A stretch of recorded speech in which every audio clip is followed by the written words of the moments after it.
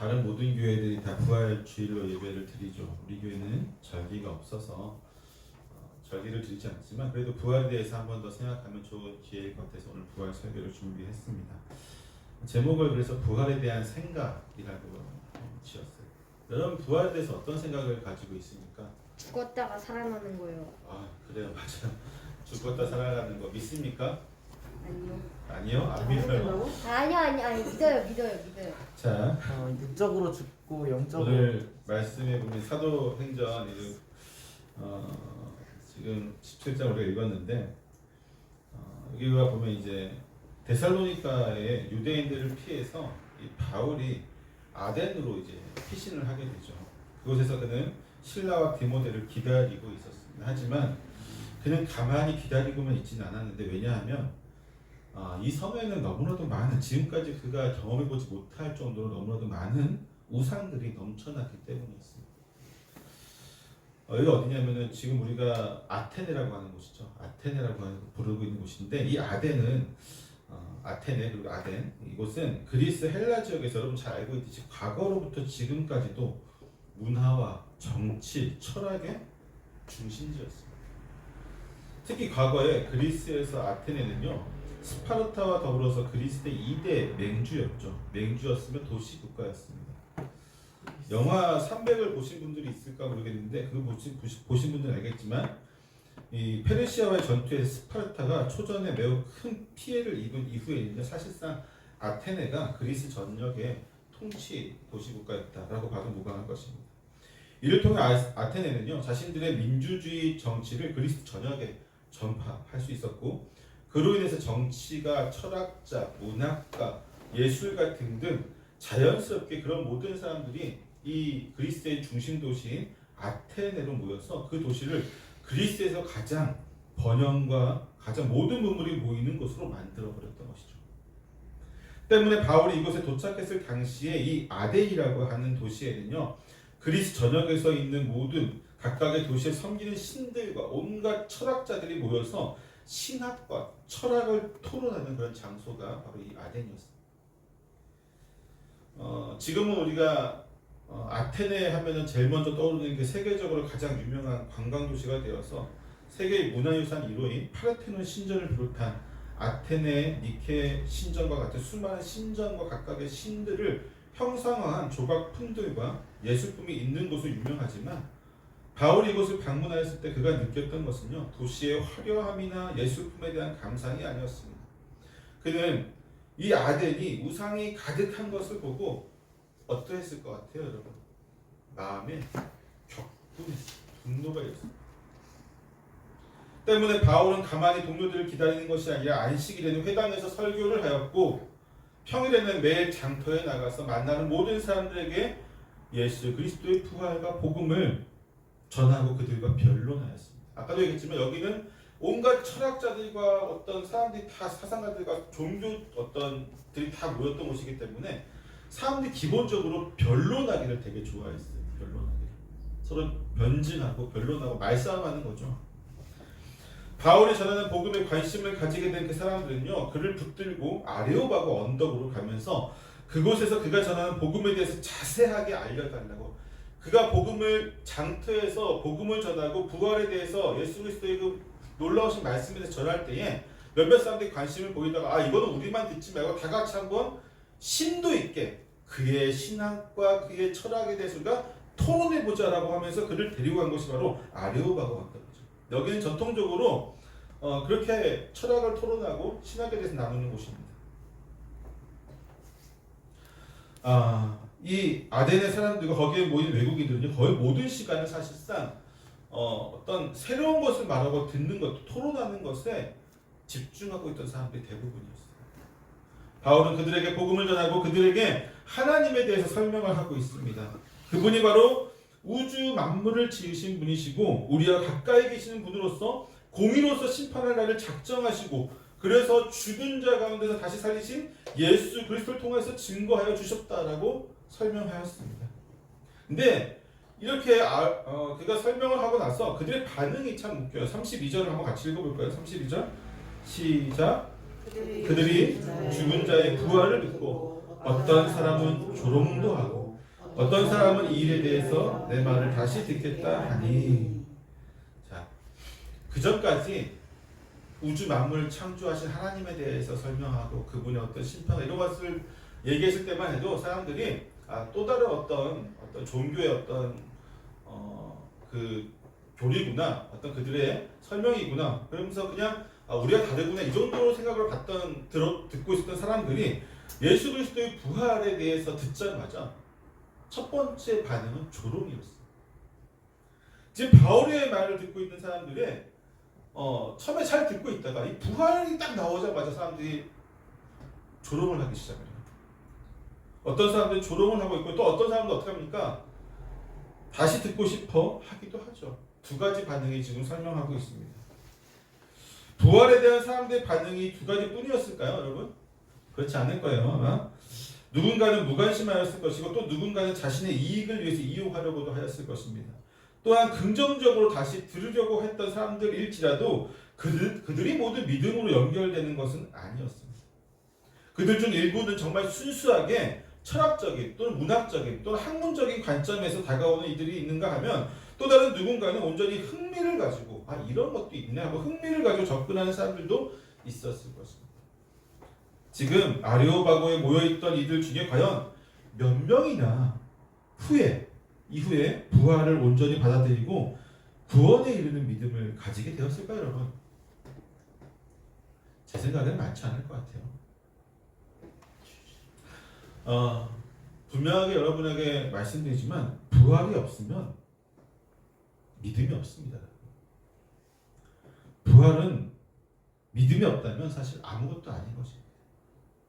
예수 그리스도의 부활의 사건을 믿음으로 받지 않는다면요, 그것은 그저 세상 사람들이 그리스도인들을 어리석게 생각하는 조롱거리에 지나지 않을 것입니다. 그들의 조롱은 일면 타당하다고 볼 수 있죠. 왜냐하면 그들이 가지고 있는 모든 학식과 상식 그리고 지성과 지혜를 동원하여도 죽은 사람의 부활은 존재할 수 없는 일이기 때문입니다. 그들의 생각은 그게 한계죠.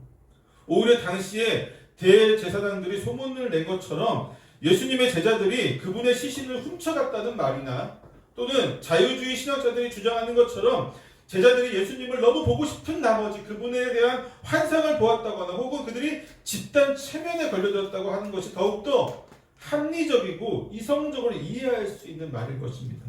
비록 그들이 그러한 주장에 증거도 없고 증명할 방법도 없지만 스스로를 합리적이라고 생각하는 현대인들에게는 더욱 공감을 주는 견해들이죠.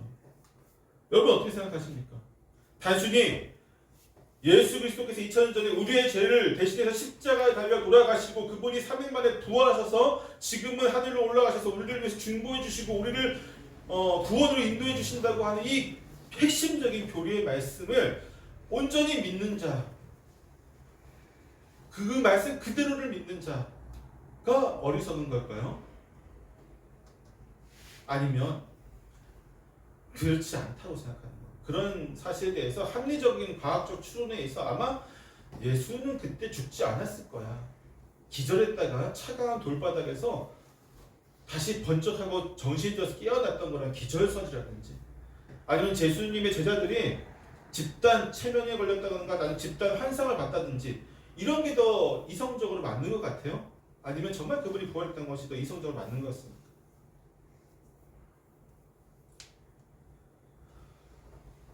과거 예수님의 시대에도 이들과 비슷한 사람들이 있었어요. 스스로를 합리적이며 이성적이라고 생각하는 사람들이 있었습니다. 그들이 누구일까요? 예수님 시대에 철학자? 사두개인들이에요. 사두개인. 이들은 스스로를 다윗과 솔로몬 시대의 대제사장이었던 사두개 후예라고 말합니다. 유대의 귀족들과 제사장들이 다수 포함되어 있었던 이들은요, 한마디로 당시 최상의 권력층에 있었던 자들이었습니다. 때문에 그들은요, 당대 최고의 전성기를 누리고 있던 로마에 붙어서 그들이 나누어주는 권력을 유지하려고 하였으며 율법을 존중하긴 했지만 헬라의 어떤 그리스의 철학과 문화들을 받아들이면서 존중하면서 스스로를 매우 현실적이고 지혜로운 사람이라고 생각했어요. 합리적이고 현실적이고 지혜로운 사람이라고 생각하기 때문에 그들은 당연하게 부활이나 천사, 영생, 영혼 그런 어떤 초현실적인 것들을 믿지 않았습니다. 그러니까 스스로 똑똑하다고 하는 사람들이 과거나 지금이나 부활을 믿지 못해요. 왜? 과학적이지 못하고 합리적이지 못하고 현실적이지 못하고 이성적이지 못하기 때문이죠. 어느 날 그들이 예수님께 나와서 이렇게 묻습니다. 우리 마태복음 22장 24절부터 28절까지 한번 같이 읽어볼까요? 24절부터 28절 시작. 선생님이여, 모세가 이르렀을 때 사람이 만일 자식이 없이 죽으면 그 동생이 그 아내에게 장가를 들어 형을 위하여 상속자를 세울지니라 하였나이다. 우리 중에 7형제가 있었는데 마지가 장가 들었다가 죽어 상속자가 없으므로 그 아내를 그 동생에게 물려주고 그 둘째와 셋째로 7째까지 그렇게 하다가 최후에 그 여자도 죽었나이다. 그런즉 그들이 다 그를 취하였으니 부활 때에 7 중에 누구의 아내가 되리까? 이 사두개인들은 예수님에게 모세의 율법을 들고 와서 자녀가 없이 죽게 된 사람의 후손을 위해서 그의 동생이 형수와 결혼하게 되면 그 형의 상속자를 세우게 되는 과정 속에서 7 형제가 모두 그렇게 자녀를 낳지 못하고 죽게 되고 그 여자도 죽게 되었을 때에 만약 그들이 부활하게 되면 누가 그 여인의 남편이 되겠습니까? 라고 지금 예수님께 묻고 있습니다. 여러분, 그들은 정말로 이게 궁금해서 예수님께 질문한 걸까요? 정말 이게 궁금해서 예수님께 질문한 게 아니란 사실 우리 너무 잘 알고 있죠. 이미 23절에서 얘기하고 있어요. 부활을 믿지 않는, 그렇죠? 부활을 믿지 않는 사두개인들이 왔다고 얘기하고 있어요. 부활을 믿지 않는 사람들이 부활 후에 어떻게 될까요? 물어보는 것은 그들이 궁금해서 물어본 게 아닙니다. 그들은 이 질문을 통해서 예수님을 시험하려고 하였습니다. 동시에 예수님뿐만 아니라 그들은 부활에 대한 가르침을 자신들의 질문으로 지금 조롱하고 비웃고자 하였던 것입니다. 사도행전에 아덴의 사람들이 조롱하였던 것처럼, 그리고 현대의 많은 현대인들이 비웃고 조롱하는 것처럼 이들도 예수님께 이러한 질문을 던지면서 비웃고 조롱하기 위해서였어요. 즉 부활에 대한 소망이 얼마나 어리석은지를 예수님과 그 주변에 또 예수님을 말씀을 듣기 위해 모였던 많은 사람들에게 알려주고자, 당신들이 얼마나 어리석고 우리는 얼마나 지혜로운 사람인지를 드러내고자 이러한 질문을 지금 예수님께 감히 하고 있는 거죠. 그들의 이러한 자신감은 어디서 오는 것일까요, 여러분? 감히 예수님께 이러한 조롱을 하는 질문을 던질 수 있는 그 자신감. 그들의 사회적 지위는요, 기득권을 소유한 이들입니다. 그들은 현실에서 자신들의 삶에 매우 만족하는 자들입니다. 단순히 입고 먹고 자는 등의 기본적인 자유를 누릴 뿐만 아니라 모든 오락과 유흥 등과 같은 것들을 통해서 그들의 본능을 자극하는 쾌락을 향유하고 있고, 더불어서 수많은 백성들을 자신의 마음대로 조종할 수 있는 권력까지도 갖춘 자들입니다. 그들은 이미 이 땅에서 가질 수 있는 모든 것을 가졌을 뿐만 아니라 너무도 넘치게 누리면서 오히려 염세적으로 생각하게 된 이들입니다. 때문에 이들에게 부활의 소망은요, 누가 가져가는 걸까요? 자기와 같지 않은 사람, 인생에 나고자 혹은 실패자들이나 추구하는 것이며 현실의 삶에서 못 가진 자들이나 소망하는 것으로 치부해버린다는 거 아니겠죠.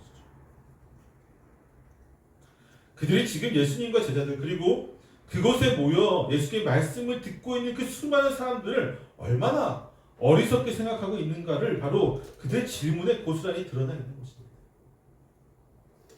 현대의 수많은 사람들이 바로 이러한 사두개인과 비슷한 생각을 가지고 있습니다. 오늘날 정말 많은 사람들이 비슷한 생각을 가지고 있습니다. 문명과 기술의 발전, 이 모든 것들이 인간의 어떤 삶을 풍요롭게 해 주었지만 그 풍요는 인류에게 교만과 허영심을 심어주었습니다. 그들은 이제 자신의 지성으로, 자신의 이성으로 부활을 판단하고 부활을 믿는 그리스도인들을 판단합니다. 그들의 판단이 결코 우리에게 호의적일 수가 없습니다. 그들은 오늘 사도행전 본문에서 우리가 읽었던 아덴의 사람들처럼 우리를 조롱하고 업신여기며 비웃을 뿐입니다. 왜 그럴까요? 우리는 어리석은 부활을 믿는 사람들이니까. 비과학적이고 비이성적이고 비합리적인 부활을 믿는 사람들이니까 우리를 조롱하고 비웃는 거죠. 근데 여기까지 이해할 수 있어요. 왜? 그들은 믿음이 없으니까. 그들은 모든 것을 현실적으로 보여지는 이 현상 속에서 자신들이 판단할 수 있는 이성이라고 하는 이 한계를 가진 인간의 한계 속에서 하나님과 우리를 바라보고 있으니까 그렇게 교만하게 조롱할 수 있어요. 교만하게 우리를 비웃고 업신여길 수 있습니다. 그런데 문제는 뭘까요, 여러분? 현대의 그리스도인들이 사두개인과 비슷한 행보를 보인다고 합니다. 이게 문제입니다. 기독교의 참 신앙과 소망은 사실상 최후의 심판에서 부활하여 하나님과 함께 아담과 하와가 누렸던 그러한 삶을 영위하는 것임에도 불구하고 현대의 수많은 그리스도인들은 그러한 소망을 소홀히 여기거나 혹은 무관심한 태도로 일관하고 있다는 것이죠. 비록 사두개인들이나 현대의 세상 사람들과 같이 비웃거나 조롱하는 신자는 없을지라도 적어도 현대 많은 그리스도인들은 부활에 대해서 관심이 없어요. 많이 소외되고 있는 것이 사실입니다. 그들에게 중요한 것은요, 현생이지 죽은 이후의 문제는요, 그들의 관심 밖에서 존재할 뿐입니다. 여러분 생각해 보세요. 몇십 년 전에 우리나라가 아직 가난했을 때에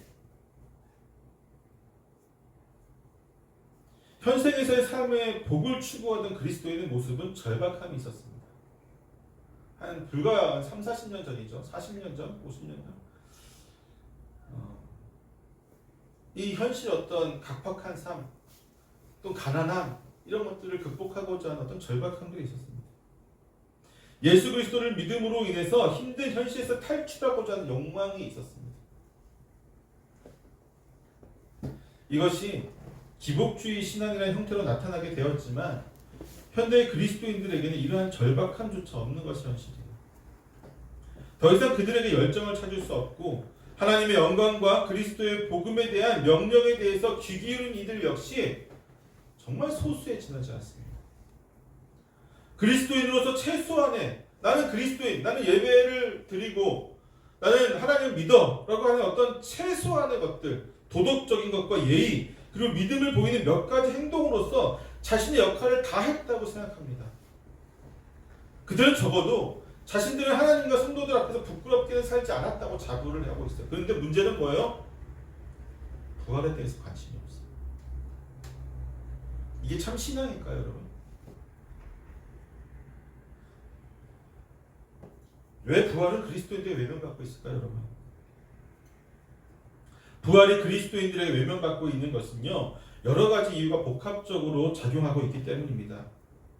앞서 현대사회의 물질적 풍요와 합리적인 이성의 부분에 대해서 말씀드렸지만 그것은 기독교인들만의 문제가 아니라 현대사회 전반적인 영향에 의한 것이라고 한다면 즉, 이 과학의 발전과 문명의 발전, 어떤 이성과 합리주의, 어떤 그런 여러 가지 사회적인 풍조가 기독교인뿐만 아니라 모든 사람들에 영향을 미쳐서 부활에 대해서 부정적으로 바라보게 했다면요, 기독교 사회 내외에 있는, 즉 이 교회와 기독교 사회 내외에 있는 또 여러 가지 문제들 역시 성도들로 하여금 부활을 꿈꾸지 못하게 된다는 것입니다.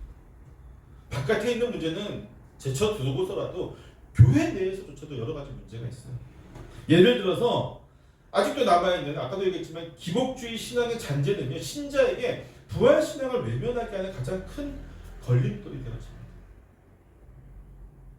한국교회가 지금의 성세를 이루게 한 밑거름이 되었던 이 기복주의 신앙은요, 7, 80년대 경제 성장과 함께 한국교회에 뿌리 깊게 남아있는 미신적인 신앙 형태입니다. 그 당시 여의도의 모 목사의 삼박자 구원이라는 이 비성경적인 돛을 달고 한국 기독교 사회를 휩쓸게 되죠. 없어지지 않고 지금도 너무나도 많이 남아 있습니다. 그리고 여전히 그 모습은 조금씩 형태를 변형하면서 존재하고 있어요. 여러분, 기복주의 신앙의 핵심은 무엇입니까? 다른 게 아니라 현실의 복이에요. 현실의 복. 그곳에 어떻게 부활에 들어설 수 있을까요? 현실만을 추구하고 있는데 현실 이후의 삶에 있는 이 부활에 대해서 누가 꿈을 꾼다는 말입니까? 기복주의는요, 결국 우리의 신앙을 병들게 하는 미신적인 신앙입니다. 또한 그곳에 성장 혹은 양적인 부흥에만 초점을 맞추고 있는 교회의 형태 역시 부활의 신앙이 외면받게 하는 데 협력한 공을 세우고 있습니다. 그 외에도 뭐가 있을까요, 여러분? 그리스도인들의 도덕적 타락, 교회에서의 어떤 신학 혹은 교리의 실종, 신비주의나 의사주의 같은 것들이 여전히 우리 교회 사회에서, 기독교 사회에서 부활의 신앙을 외면하도록 만들고 혹은 무관심하도록 만드는 여러 가지 요소들이 됩니다. 하지만 저는 여러분, 이 모든 것들은 그저 큰 가지에 불과하며 우리가 부활 신앙에 무관심하게 된 것은 보다 근본적인 문제, 즉 그 뿌리는 다른 곳에 있다고 생각해요. 아까 얘기했지만 기복주의, 부흥, 성장 위주의 교회, 어떤 신비주의 이런 여러 가지 가지들이 있는데 큰 가지들이 있지만 근본적인 문제는 다른 것에 있다고 하는 것입니다. 여러분, 그것이 무엇이라고 생각하십니까? 무엇이 근본적인 문제일까요? 제가 이 설교를 준비하면서 깊이 고민했을 때 근본적인 문제는 결국 뭐냐면요, 우리의 불신앙입니다. 우리 역시 부활은 관념적 혹은 지식적으로 받아들이며 이해하고 납득은 하고 있지만 그것을 완전하게 믿고 있지는 못하기 때문입니다. 예수님의 지적이 정확해요. 예수님이 뭐라고 지적합니까? 사두개인들에게 29절에 보면은 이렇게 얘기하고 있어요. 너희가 성경도 하나님의 능력도 알지 못하는 거로 오해하였도다. 본문에 보면 오해하였다라고 예수님이 말씀하고 있는데 사실 더 정확한 표현은요, 헬러 그 성경에 보면은 길을 잃어버렸다라고 하는 것이 더 정확한 표현입니다. 길을 잃어버렸다. 그들은 신앙을 가지고 있습니다. 하나님 믿어요, 안 믿어요? 그들이? 사두개인들이 믿어요. 신앙을 가지고 있어요. 그들은 자신들이 하나님의 백성들이며 그들 중에서도 하나님의 은혜를 더 많이 입어서 백성들을 인도하는 역할을 맡은 자들이라고 하는 어떤 자부심을 가지고 있는 자들이 바로 이 사두개인들입니다. 그런데도 그들은 부활을 믿지 않습니다. 예수님의 말씀처럼 그들이 정말로 성경도 하나님의 능력도 알지 못하였기 때문일까요? 대부분이 여러분 제사장 출신들이에요. 그들이 율법에 대해서 잘 알지 못한다는 것은 있을 수 없는 일입니다. 또한 그들은 말씀을 잘 아는 만큼 하나님에 대해서도 잘 알고 있을 것이에요. 하나님 어떤 분이신지 잘 알고 있었을 것입니다. 그런데 왜 예수님은 그들에게 성경도 하나님의 능력도 알지 못하여서 지금 너희가 길을 잃어버렸다라고 말하는 것일까요? 그것은 그들의 알고 있는 것에 대해서 온전한 믿음을 가지고 있지 못하기 때문에 예수님이 이런 말씀을 하고 계신 거죠. 비록 성경에서 부활에 대해서 말하고 있고 하나님의 능력 역시 부활을 가능하게 할 수 있지만, 맞죠 여러분? 하나님이 부활시킬 수 있어요 없어요? 그런 능력이 있어요 없어요? 있잖아요. 그것 역시 사두개인들 알고 있어요. 하나님이 그런 능력을 가지고 있다는 걸 알고 있고 또 성경에서도 부활에 대해서 언급하고 있는 것을 그들이 알고 있지만 그들의 마음에는 은연중에 이런 생각이 있는 거죠. 은연중에 무의식 속에 부활이 정말로 일어나겠어? 하나님이 우리를 정말로 부활시키겠어? 라고 하는 어떤 확정적인 마음이 그들의 무의식 중에 자리 잡고 있다는 거 하는 것이죠. 그런데 그것은 그들의 문제뿐만 아니라 우리 역시도 그렇게 생각하고 있어요. 우리도 마찬가지입니다. 우리 역시 부활에 대한 성경의 말씀과 예수님의 가르침에 대해서 잘 알고 있어요. 매년마다 이때가 되면 부활주일만 되면 부활에 대한 설교를 전 세계가 다 하고 있지 않습니까? 그것에 대해서 우리가 얼마나 확신하면 또 얼마나 마음을 쏟고 있는지를 생각해 봐야 돼요. 아, 부활절이 됐구나. 오늘 또 부활에 대한 설교를 하시겠구나. 이게 아니에요, 여러분. 사두개인의 모습은 바로 부활의 신앙을 외면하고 있는 우리의 모습입니다. 그 원인이 현생의 풍요로움으로 인한 만족감일 수도 있고 과학에 대한 맹신 때문일 수도 있고 또는 어떤 합리적인 생각의 결론이라고도 할 수 있지만 원인이 무엇이든 간에 결국 현대의 수많은 그리스도인들은 부활을 그저 알고 있는 수준에 머물러 있는 상황이라고 하는 것이죠. 이것이 믿음과 소망으로 연결되어지지 않는 것입니다. 아니라고 생각하세요, 여러분? 나는 아니라고 생각하십니까? 부활의 신앙의 구제가 안겨준 현대인 그리스도인들의 문제가 보여집니다. 초대교회의 성도들은요, 믿음의 핵심에는 뭐가 있었냐면 부활이 자리 잡고 있었어요. 초대교회 성도들의 그 믿음의 핵심에는 부활에 대한 소망이 확고하게 있었어요. 때문에 그들은요, 온갖 박해와 멸시 속에서도 믿음을 지킬 수 있었습니다.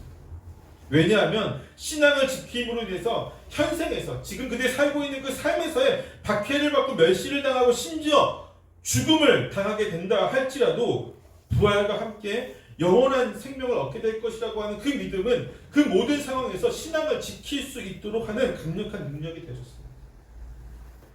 그들은 신앙을 부인할 수 없어요. 왜? 내가 지금 신앙을 부인해서 죽었다가 부활하게 되면 얼마나 민망합니까? 얼마나 그게 괴로운 일입니까? 오히려 지금 내가 신앙을 지키다가 죽는 것이 부활 이후에 더 나은 삶을 사는 것에 좋지 않겠습니까? 그들의 믿음은 그랬어요. 때문에 어떠한 상황에서도 신앙을 버리지 않았습니다. 근데 현대 그리스도를 보십시오. 신앙을 버리는 이들이 부지기수입니다. 예수님을 믿는다고 하는 사람들, 그리스도인이라고 하는 수많은 사람들이 별것 아닌 이유로 생명과도 관계없는 이유로 신앙을 버립니다. 부활 신앙이 없기 때문에. 두 번째로 그들은 초대교회 성도들은요, 이 부활의 신앙을 소유하고 있었기 때문에 현생의 삶을 나그네와 같은 마음으로 살아갈 수 있었습니다. 즉 자신이 살고 있는 현재의 삶이 어떤 풍요와 안전 그리고 더 높은 곳으로 올라가고자 하는 욕망 등에서 그들은 자유로울 수 있었어요. 자유로울 수 있었어요. 실제로 그들은요, 현생의 삶이 고달프고 힘들수록 더욱더 부활의 소망으로 기뻐하며 감당할 수 있었습니다. 심지어 자기 자신도 지금 가난하고 먹을 것이 부족할지라도 나눌 수 있는 여유가 있었다니까요. 그들은 고아와 과부와 또 병들고 소외받은 수많은 사람들을 위해서 기꺼이 그들은 헌신할 수 있었습니다. 왜? 이 땅에서의 삶은 정말 작은 것입니까? 부활 이후의 영생의 삶에 비교하면 이 땅에서의 몇십 년 상, 길어야 100년, 그 삶은 사실 나그네와 같은 거예요. 잠깐 왔다 가는 인생을 뭐더러 그렇게 내가 많은 것을 끌어안고 더 많은 것을 모으고 더 많은 것을 누리고 더 많은 것을 가지고 안정을 위해서 살아갈 수 있겠습니까? 여러분, 부활 소망은요, 이러한 모든 것을 값어치 있게 여기지 않도록 만듭니다. 이러한 것에 대해서 우리가 집착하지 않게 만들어요.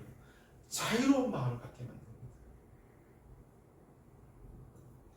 또한 그들은 부활의 소망이 있었기 때문에 모든 것을 함께 나누고 또 서로 돕고 서로 아끼며 예수 그리스도 안에서 한 몸을 이루고 살아갈 수 있었습니다. 왜냐하면요, 믿음의 가족들은 모두 이 현생에서의 뿐만 아니라 부활 이후에 영원히 함께할 이들이기 때문에 단순히 교회 안에서 지금 서로가 돕고 서로 웃고 그냥 어떤 예의만 차리는 수준이 아니라 정말로 내 몸과 같이 생각을 했습니다. 왜? 지금도 나와 함께 교회에서 함께하고 있지만 부활 이후에 내가 죽고 나서 부활 이후에 영생 동안 같이 할 사람이 또 그 사람들이거든요. 그런데 어떻게 함부로 소홀히 대할 수 있겠어? 함부로 그 사람들을 남처럼 대할 수 있겠습니까? 한 몸인 거예요. 한 몸. 여러분과 제가 한 몸이 왜?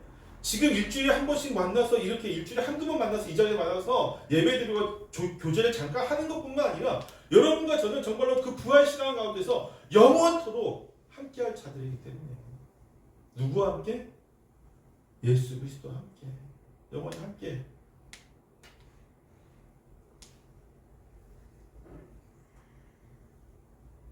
무엇보다 그들은 부활에 대한 확실한 믿음으로 인해서 모든 상황에서 행복할 수 있었습니다. 다시 한번 우리에게 돌아옵시다. 그렇다면 우리는 어떤가요? 우리는 정말로 초대교회 성도들이 부활 신앙을 확고하게 가졌던 초대교회 성도들과 비교했을 때 우리는 정말 부활 신앙을 온전히 소유했다라고 감히 주장할 수 있는 만한 그런 신앙의 모습을 보이고 있습니까?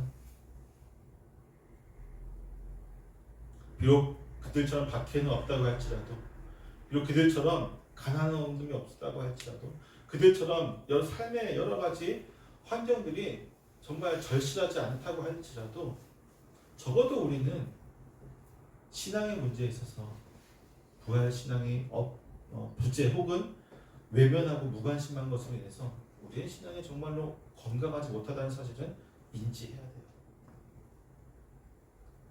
부활 신앙이, 부활에 대한 소망이 우리의 신앙과 우리의 믿음을 건강하게 합니다. 아멘.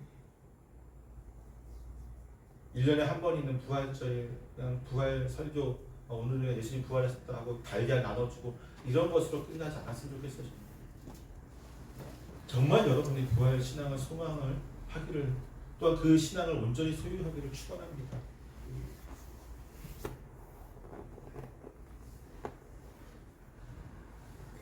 더 편안한 것, 더 나은 것, 더 높은 것, 더 안정적인 생활을 누리고 더 좋은 것을 갖고자 하는 욕망, 우리의 본성이에요. 그거를 억누를 수 있는 방법은 사실 없습니다. 억누를수록 어떻게 될까요, 여러분? 우리의 본성은요, 누르면 누를수록 어느 순간에 폭발하게 돼요. 금욕적인 생활 좋죠. 예전에 수도사들부터 해서 금욕적인 생활이 기독교 내에서 몇 세대에 걸쳐서 한 번씩 항상 금욕주의가 등장을 합니다. 근데 금욕주의가 왜 자꾸 실패를 할까요? 하나예요. 금욕주의는 결국 절제와 자신의 그런 깎아내린 어떤 여러 가지 고행을 통해서 어떤 신앙의 성숙함을 드러내려고 하는 건데, 그게 가능한 사람은 정말 만에 한 명도 없어요. 그게 가능했던 사람은 역사에 기록된 사람들밖에 없어요. 역사에 우리가 위대한 사람이라고 기록된 사람도 있죠. 그런 사람들 말고는 대부분의 사람들은 이 금욕주의를 실패합니다. 왜? 우리는 본성을 누를수록 결국은 어느 순간 이 본성이 쌓이고 쌓이다가 폭발하면 더 크게 어긋나게 돼요. 결국 우리가 더 우리가 세상 속에서 더 많은 것을 가지려고 하고 안정적인 삶을 추구하고 우리의 삶 가운데 더 평안하고 여러 가지 것들을 가지려고 하는 그 모든 본성들을 누를 수 있는 방법은 없습니다. 오직 하나, 부활 신앙으로 극복하는 방법밖에 없어요. 이 땅에 살아갈 때에 부활 신앙으로서 나그네의 삶을 살아가고 부활 신앙으로 이 땅 이후의 삶을 더 꿈꾸며 살아갈 때에 그것들을 극복할 수 있는 것이지 누른다고 해서 이루어질 수 있는 삶이 아닙니다. 이제 말씀 마칩니다. 사랑하는 성도 여러분, 하나님은 우리를 반드시 부활시키십니다. 아멘. 언제요? 죽어오시. 예수 그리스도께서 재림하는 그때에, 하늘에서부터 그분이 오시는 그때에 모든 성도들은 무덤에서 일어납니다.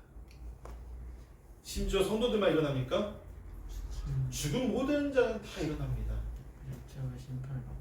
그래서 어떻게 됩니까? 최후의 심판. 심판가에서 그리스도인들에게는 그 심판대가 즐거울 것이지만 믿지 않는 자들에게 그 심판대가 두려울 것이죠. 저 여러분은 그날을 꿈꾸며 살아가기를 소망합니다. 단순히 인생이 얼마 남지 않는 사람들만 꿈꾸면 안 돼요. 이거는 되게 어리석은 겁니다. 모든 그리스도인들은 그날을 꿈꾸며 살아가면서 오늘 하루하루를 승리하며 살아갈 수 있게 되기를 축원합니다. 아멘. 기도하겠습니다.